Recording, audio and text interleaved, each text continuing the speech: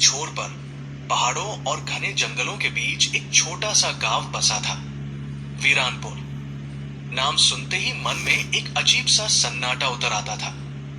और सच भी कुछ ऐसा ही था। गांव बाहर से भले ही साधारण दिखता हो, लेकिन उसके भीतर छिपे रहस्य उसे बाकी दुनिया से अलग बनाते थे। दिन में यहाँ के खेतों में हरियाली लहलहाती और लोग हंसी खुशी अपने काम में लगे रहते। पर जैसे ही सूरज ढलता, पूरा गांव बदल जाता। दरवाजे बंद, खिड़कियां जकड़ी हुई और गलियां सुनसान, मानो कोई अदृश्य डर सबको घरों में कैद कर देता हो।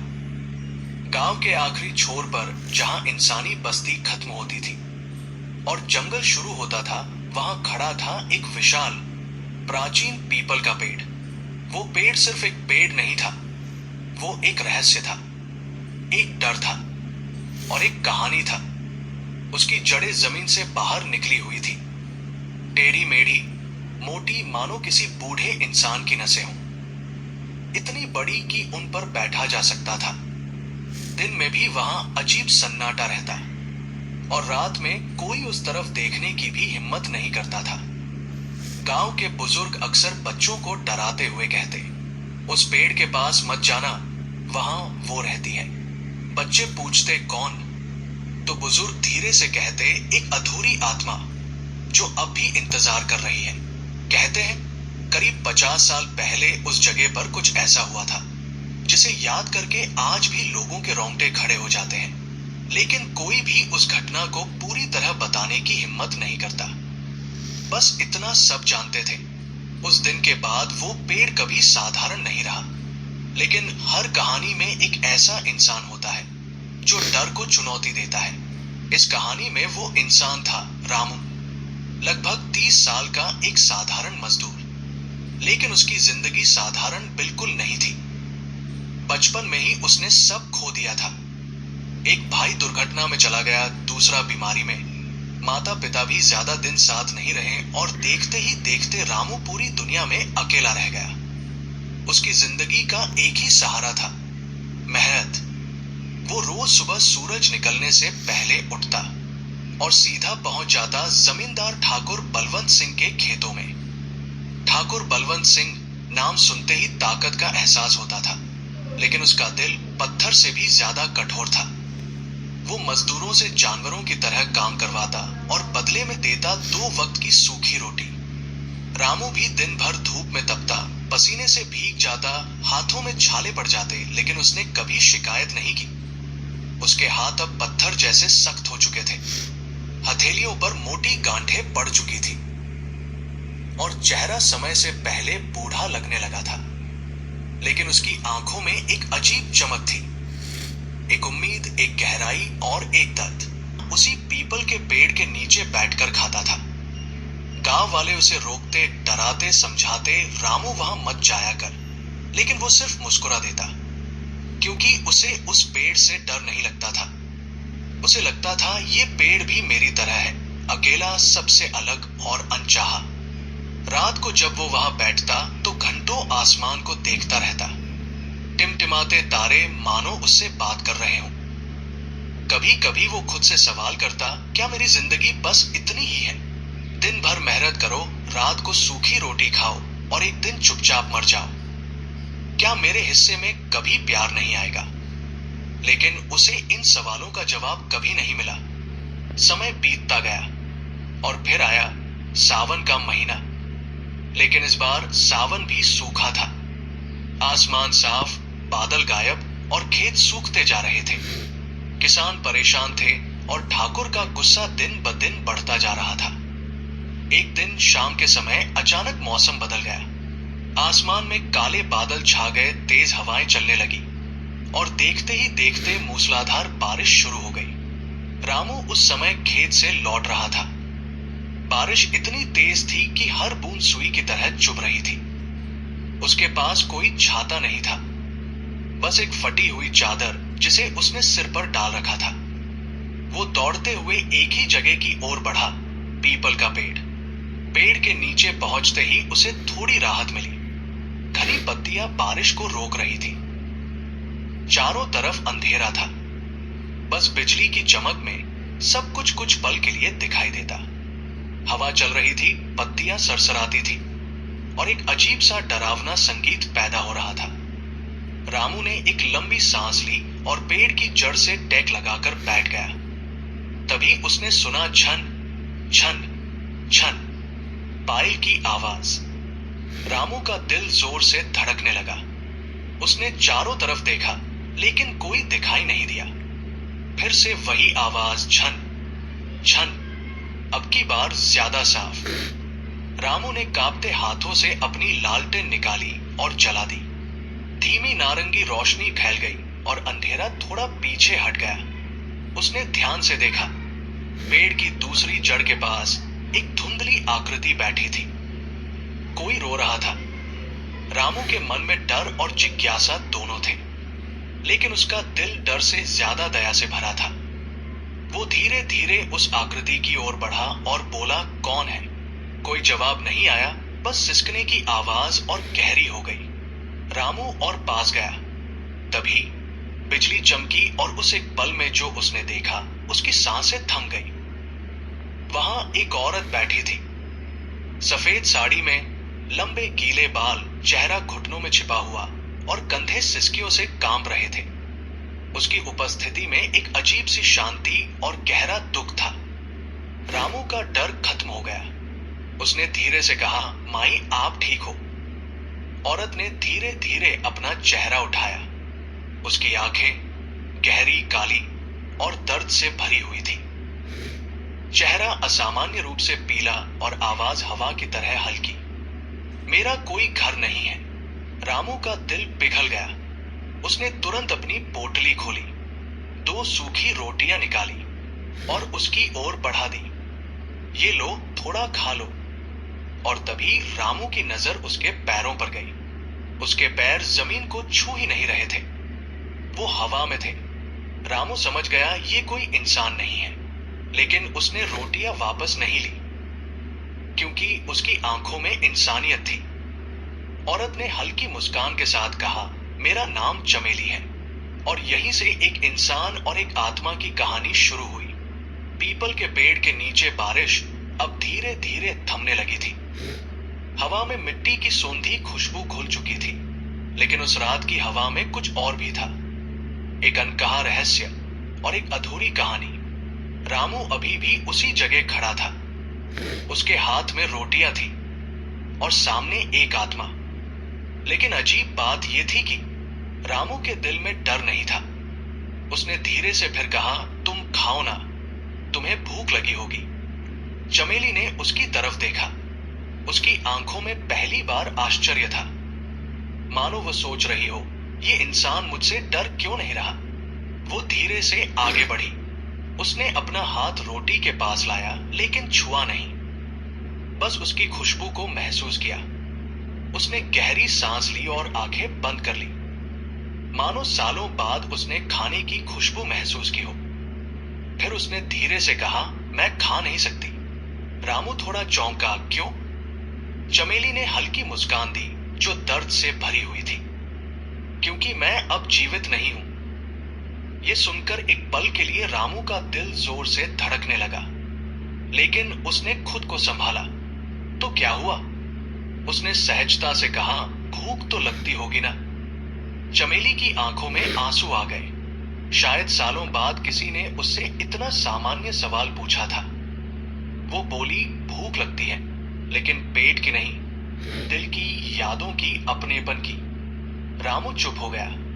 उसे पहली बार एहसास हुआ कि सामने खड़ी ये आत्मा डरावनी नहीं, टूटी हुई है। रामू धीरे से उसके पास बैठ गया। बारिश अब लगभग रुक चुकी थी। आसमान में बादल हट रहे थे और तारों की हल्की रोशनी फिर से झांकने लगी थी। कुछ देर दोनों चुप रहे। फिर रामू ने धीरे से पूछा, तुम यहां क्यों हो? चमेली ने सिर झुका लिया। कुछ पल तक वो कुछ नहीं बोली। फिर उसकी आवाज आई, धीमी, कांपती हुई, क्योंकि मैं जा नहीं सकती। रामू ने हैरानी से पूछा, मतलब? चमेली ने धीरे धीरे अपनी कहानी शुरू की। आज से लगभग 50 साल पहले मैं इस गांव में एक दुल्हन बनकर आई थी। रामू ध्यान से सुन रहा था। मेरे पति फौज में थे। शादी के कुछ ही दिन बाद उन्हें वापस जाना पड़ा। उसकी आंखों में यादों की चमक उभरी। मैं उनका इंतजार करती थी, हर दिन, हर रात। फिर उसका चेहरा अचानक बदल गया। लेकिन उसके बाद सब कुछ बदल गया। हवा अचानक ठंडी हो गई, गांव में सूखा पड़ा, फसलें बर्बाद हो गई और फिर बीमारी फैल गई। रामू की सांसें थम सी गई। लोग मरने लगे और डर हर घर में फैल गया। चमेली की आंखों से आंसू बहने लगे और फिर उन्होंने मुझे दोषी ठहरा दिया। रामू ने गुस्से में पूछा, किसने? मेरे अपने लोगों ने। उसकी आवाज टूट गई। उन्होंने कहा, मैं मनहूस हूं, मेरे आने से ही ये सब हुआ। रामू की मुट्ठियां भींच गईं। एक रात जब मुझे तेज बुखार था, उन्होंने मुझे यहां लाकर छोड़ दिया। रामू का दिल कांप उठा यहीं, इस पेड़ के नीचे। हवा में सन्नाटा छा गया। उन्होंने कहा, अगर तू बच गई तो घर आ जाना। चमेली हल्का सा हंसी, लेकिन वो हंसी दर्द से भरी थी। वो कभी वापस नहीं आए। रामू की आंखों में आंसू आ गए। मैं यहां पड़ी रही, बुखार में, भूख में, प्यास में। उसकी आवाज कांपने लगी और इंतजार करती रही अपने पति का। कुछ पल की चुप्पी, लेकिन वो भी नहीं आए। हवा फिर से तेज चलने लगी। शायद उन्हें कभी पता ही नहीं चला। रामू अब खुद को रोक नहीं पाया। फिर चमेली ने धीरे से कहा, फिर मैं मर गई, लेकिन मेरा इंतजार खत्म नहीं हुआ। रामू ने हैरानी से पूछा, मतलब? मेरी आखिरी इच्छा अधूरी रह गई। मैं अपने पति से मिलना चाहती थी, अपने घर वापस जाना चाहती थी। उसकी आंखों में दर्द गहरा हो गया और यही अधूरी इच्छा मुझे इस पेड़ से बांध कर रखे हुए है। रामू ने धीरे से कहा, तो तुम यहां फंसी हुई हो? हाँ। कुछ देर दोनों चुप रहे। फिर रामू ने धीरे से पूछा, लेकिन लोग तो कहते हैं तुम डायन हो। चमेली ने उसकी तरफ देखा। उसकी आंखों में हल्की आग चमकी। इंसान अपनी गलतियों को छुपाने के लिए दूसरों को राक्षस बना देता है। रामू चुप हो गया। मैंने कभी किसी को नुकसान नहीं पहुंचाया, मैं बस इंतजार कर रही हूं, या तो मुक्ति का या किसी अपने का। रामू ने धीरे धीरे अपना हाथ आगे बढ़ाया। वो हवा में रुका जहां चमेली का हाथ था। उसे एक ठंडा सा स्पर्श महसूस हुआ, जैसे कोई हवा उसे छू गई हो। दोनों ने एक दूसरे की आंखों में देखा और उसी पल एक रिश्ता बन गया। ना डर का, ना लालच का, सिर्फ समझ का और अकेलेपन का। उस रात रामू अपनी झोपड़ी में नहीं गया। वो वहीं बैठा रहा चमेली के साथ, और पहली बार उसे लगा कि वो अकेला नहीं है। सुबह होने लगी, आसमान में हल्की रोशनी फैलने लगी। चमेली धीरे धीरे धुंधली होने लगी। रामू घबरा गया, तुम जा रही हो? चमेली ने मुस्कुराकर कहा, मैं यही हूं, बस दिन में दिख नहीं सकती, लेकिन तुम आओगे ना? रामू ने बिना सोचे कहा, हर रात। चमेली मुस्कुरा दी और अगली ही पल वो गायब हो गई। रामू कुछ देर वहीं खड़ा रहा, फिर आसमान की ओर देखा और उसके चेहरे पर हल्की मुस्कान आ गई। उसकी जिंदगी बदलने वाली थी। सुबह की पहली किरण के साथ वीरानपुर फिर से एक सामान्य गांव बन गया। लोग अपने अपने काम में लग गए। खेतों में हल चलने लगे और चौपाल पर फिर वही रोज की बातें। लेकिन रामू की दुनिया अब बदल चुकी थी। उसके चेहरे पर आज एक अलग ही चमक थी। कल रात जो हुआ वो सपना नहीं था। ठाकुर बलवंत सिंह दूर खड़ा मजदूरों को डांट रहा था, जल्दी काम करो नहीं तो आज खाना नहीं मिलेगा। सब मजदूर डर के मारे चुपचाप काम कर रहे थे। लेकिन आज रामू अलग था। उसके अंदर एक नई ताकत थी, एक नई ऊर्जा। वो पूरे जोश के साथ काम करने लगा। दोपहर की तेज धूप आसमान आग बरसा रहा था। बाकी मजदूर थक कर बैठ गए, लेकिन रामू अब भी काम कर रहा था। तभी एक अजीब घटना हुई। अचानक आसमान में एक छोटा सा बादल आया और सीधे रामू के ऊपर रुक गया। सिर्फ रामू के ऊपर। बाकी खेत धूप में जल रहे थे, लेकिन रामू ठंडी छाया में काम कर रहा था। एक मजदूर ने हैरानी से कहा, ये क्या है? दूसरा बोला, इसे तो भगवान भी पसंद करते हैं लगता है।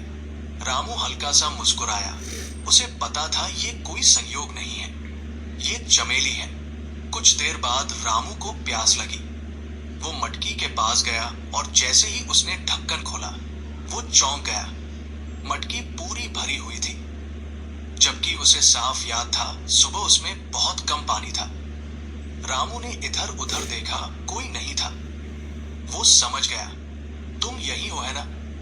हवा हल्की सी चली और उसके चेहरे पर ठंडा झोंका आया। रामू मुस्कुरा दिया। दिन बीतते गए और धीरे धीरे एक और चमत्कार होने लगा। जिस खेत में रामू काम करता था, वो अचानक हरा भरा होने लगा। जहां बाकी खेत सूख रहे थे, वहां फसल लहलहाने लगी। बालियां भराई, मानो किसी ने उस जमीन को आशीर्वाद दे दिया हो। गांव वाले हैरान थे। चौपाल पर चर्चा होने लगी, ये कैसे हो सकता है? सिर्फ रामू के खेत में ही क्यों? एक बुजुर्ग ने कहा, ये कोई साधारण बात नहीं है। दूसरा बोला, मुझे तो कुछ गड़बड़ लगती है। तीसरा धीरे से फुसफुसाया, कहीं वो पीपल वाली चीज तो नहीं। सबके चेहरों पर डर छा गया। उधर हर रात रामू उसी पीपल के पेड़ के पास जाता। अब वो सिर्फ रोटी नहीं लाता था, कभी फूल लाता, कभी गुड़, कभी थोड़ा सा दूध, और पेड़ के नीचे रख देता। फिर बैठकर चमेली से बातें करता। चमेली अब पहले से ज्यादा स्पष्ट दिखाई देने लगी थी। उसकी मुस्कान में अब थोड़ा सुकून था और आंखों में एक नई चमक। एक रात रामू ने पूछा, तुम दिन में कहाँ रहती हो? चमेली ने मुस्कुराकर कहा, यहीं, बस तुम्हें दिखती नहीं हूं। रामू हंसा, तो तुम मेरा पीछा करती हो? चमेली ने हल्की शरारत से कहा, शायद दोनों हंस पड़े। समय के साथ उनकी बातें गहरी होती गई। रामू अपने दिल की हर बात उसे बताता, अपने बचपन का दर्द, अपनी अकेली रातें, अपने सपने, और चमेली उसे अपने पुराने गीत सुनाती, वो गीत जो अब इस दुनिया में कोई नहीं गाता था। धीरे धीरे रामू को एहसास होने लगा, मैं उससे प्यार करने लगा हूं। लेकिन ये प्यार असंभव था। एक इंसान और एक आत्मा। फिर भी दिल ने कभी नियम नहीं माने। लेकिन जहां खुशियां होती हैं, वहां खतरा भी आता है। जमींदार ठाकुर बलवंत सिंह अब सब कुछ ध्यान से देख रहा था। उसे रामू की तरक्की बिल्कुल पसंद नहीं आ रही थी। एक दिन वो खेत में आया और उसने देखा, बाकी खेत सूखे हैं, लेकिन रामू का हिस्सा हरा भरा है। उसकी आंखों में शक और लालच दोनों आ गए। ये कैसे हो सकता है? उसने अपने नौकर लखा को बुलाया, आज रात इसका पीछा करो, मुझे सच जानना है। लखा डर गया, मालिक, वो पीपल वाला रास्ता। ठाकुर गर्जा, जाओ वरना अभी निकाल दूंगा। लखा मजबूरी में मान गया। रात हुई। रामू हमेशा की तरह पीपल के पेड़ की ओर चला, लेकिन इस बार कोई उसका पीछा कर रहा था। लखा दूर से छिपते छिपाते उसके पीछे पीछे चल रहा था। उसका दिल जोर से धड़क रहा था। जैसे ही रामू पेड़ के पास पहुंचा, लखा एक झाड़ी के पीछे छिप गया। उसने जो देखा, वो देखकर उसके होश उड़ गए। रामू अकेला बैठा था और हवा से बातें कर रहा था। पहले तो उसे लगा ये पागल हो गया है, लेकिन तभी हवा तेज चलने लगी। पेड़ की डालियां बिना हवा के भी हिलने लगी और किसी अदृश्य हाथ ने रामू के सिर पर प्यार से हाथ फेरा। लखा के शरीर में सिहरन दौड़ गई। उसकी आंखें डर से फैल गई। ये सच है, वो सच में है। लखा डर के मारे भागता हुआ सीधे ठाकुर के पास पहुंचा। हांफते हुए बोला, मालिक, अनर्थ हो गया। रामू ने उस पीपल वाली आत्मा को अपने वश में कर लिया है। ठाकुर पहले तो सन्न रह गया, फिर उसके चेहरे पर धीरे धीरे लालच की मुस्कान फैल गई। अगर ये सच है तो वो आत्मा मेरी होगी और फिर मैं इस पूरे इलाके का सबसे ताकतवर आदमी बन जाऊंगा। उसकी आंखों में अब सिर्फ लालच था और इसी लालच से आने वाली थी सबसे बड़ी तबाही। वीरानपुर के ऊपर अब एक अनजाना साया मंडरा रहा था। गांव वाले तो अभी भी अनजान थे, लेकिन ठाकुर बलवंत सिंह अब सब कुछ जान चुका था। उसकी आंखों में अब डर नहीं था, सिर्फ लालच था। वो रात भर सो नहीं पाया। उसके मन में बार बार एक ही ख्याल घूम रहा था, अगर वो आत्मा इतनी शक्तिशाली है तो मैं उसे अपना गुलाम बना सकता हूं। उसने फैसला कर लिया, अब वो सिर्फ जमींदार नहीं रहेगा, वो शक्ति का मालिक बनेगा। अगली ही सुबह ठाकुर ने अपने खास आदमी को शहर भेजा। आदेश साफ था, किसी भी कीमत पर सबसे खतरनाक तांत्रिक को लाओ। 3 दिन बाद गांव में एक अजनबी आया।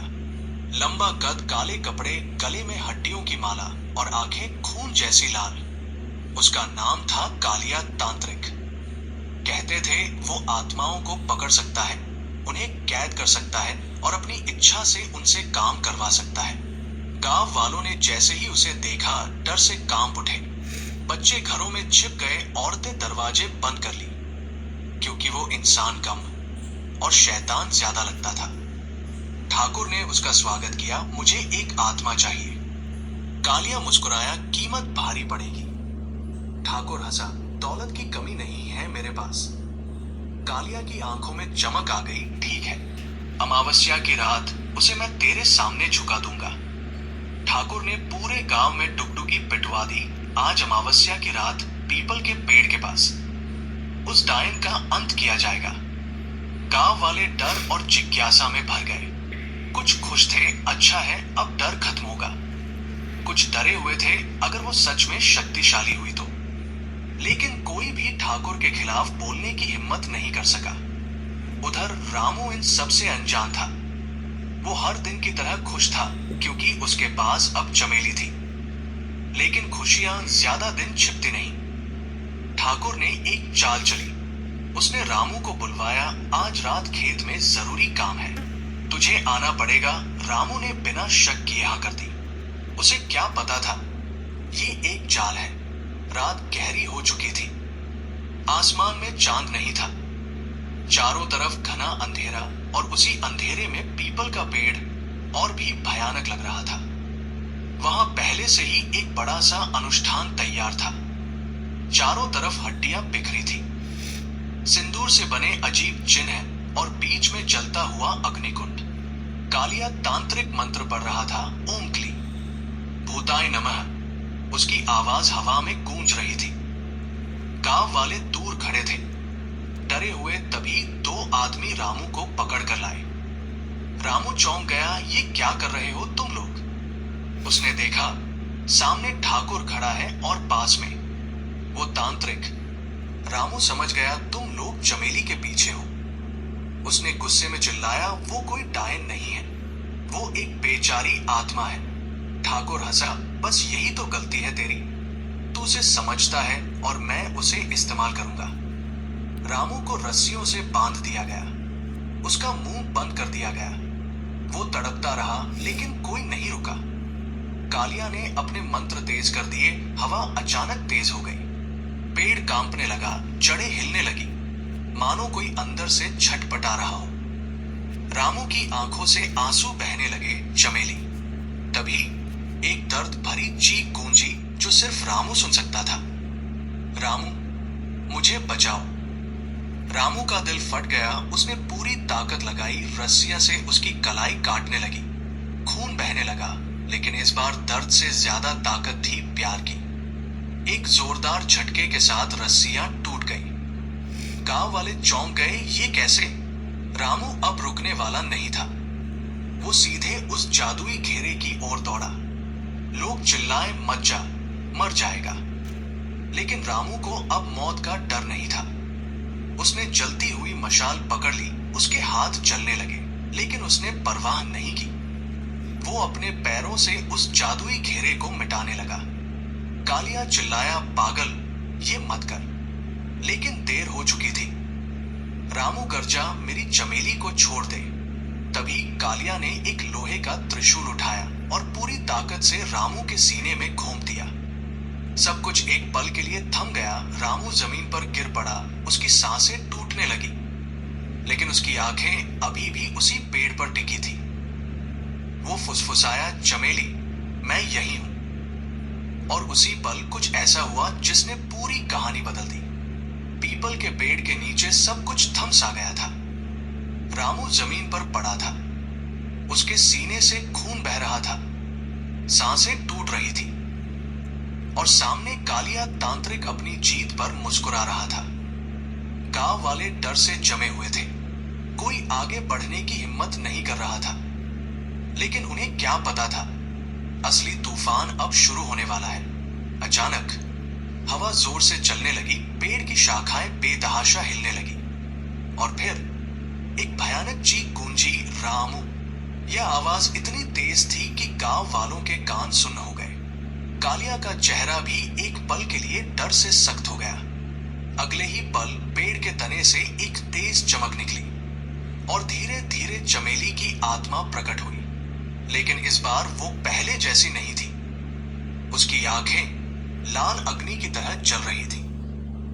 उसके बाल हवा में पागलों की तरह उड़ रहे थे। उसकी सफेद साड़ी काली छाया में बदलती जा रही थी। अब वो एक दुखी आत्मा नहीं थी, वो एक क्रोधित शक्ति बन चुकी थी। चमेली ने रामू को देखा। उसकी हालत देखकर उसका दर्द क्रोध में बदल गया। उसकी आवाज गूंजी, तुमने उसे चोट पहुंचाई। पूरा वातावरण कांप उठा। एक जोरदार झटके के साथ पेड़ की मोटी शाखाएं टूटकर गिरने लगी। कुछ सीधे तांत्रिक के चेलों पर गिरी। वे चीखते हुए वहीं ढेर हो गए। गांव वाले डर के मारे भागने लगे। भागो, ये प्रलय है। कालिया ने खुद को संभाला। उसने मंत्र पढ़ना शुरू किया, तू मेरी दासी बनेगी। लेकिन इस बार उसकी आवाज में डर था। चमेली हंसी, एक भयानक गूंजती हुई हंसी। मैं किसी की दासी नहीं हूं। कालिया ने अपनी सारी शक्ति एकत्र की। उसने एक काला मंत्र छोड़ा, सीधा चमेली की ओर। लेकिन चमेली ने हाथ उठाया और उस मंत्र को हवा में ही रोक दिया। पूरा आकाश चमक उठा। अगले ही पल एक जोरदार विस्फोट हुआ। कालिया तांत्रिक हवा में उछलकर दूर जा गिरा। उसका शरीर जल चुका था। वो तड़पते हुए बोला, ये असंभव है, और अगले ही पल उसकी सांसें रुक गई। ठाकुर बलवंत सिंह डर के मारे भागने लगा। मुझे माफ कर दो, लेकिन अब बहुत देर हो चुकी थी। चमेली की आंखें उसकी ओर मुड़ी। हवा का एक भयानक झोंका उठा और ठाकुर हवा में उठा और जोर से जमीन पर आ गिरा। उसकी भी वही मौत हो गई। अब पूरा मैदान शांत था, बस हवा की आवाज और रामू की टूटी हुई सांसें। चमेली धीरे धीरे अपने रौद्र रूप से शांत रूप में लौटने लगी। उसकी आंखों की आग बुझ गई और उसमें फिर से वही दर्द लौट आया। वो धीरे धीरे रामू के पास आई। उसके पास घुटनों के बल बैठ गई। उसकी आंखों से आंसू बह रहे थे। रामू, उठो। रामू ने मुश्किल से आंखें खोली। उसने चमेली को देखा। हल्की मुस्कान आई, तुम ठीक हो। चमेली फूट फूट कर रो पड़ी, तुमने मेरे लिए ये सब किया।